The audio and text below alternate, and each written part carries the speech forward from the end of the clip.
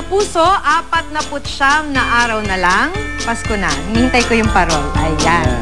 Sa mga gusto ng extra budget ngayong Pasko, pwede kayong kumita mula sa mga handmade Christmas decor. Yan ang ginagawa ngayon ng ilan nating kababayan sa Pangasinan. Makibalita tayo kay Roland Umangay ng GMA Dagupan. Ang bawat Pasko, hindi kumpleto kung walang aabangang Santa Claus. Pero bakit mo pa siya hihintayin kung pwede mo naman siyang bisitahin? Ito ang Casa Santa sa Antipolo City.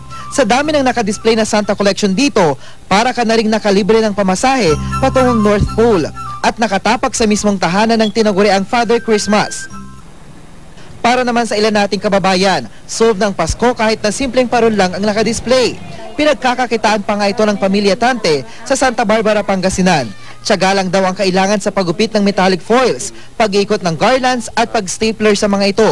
Sa loob ng 1 minuto, may parol nang maibibenta ng 10 piso kada piraso. Naambunan pa ng grasya ang kanilang mga kapitbahay na binabayaran nila ng 25 sentimos sa bawat nagagawang Christmas wreath. Kumikita rin sa paggawa ng parol ang mga inmates sa BJMP Dagupan City.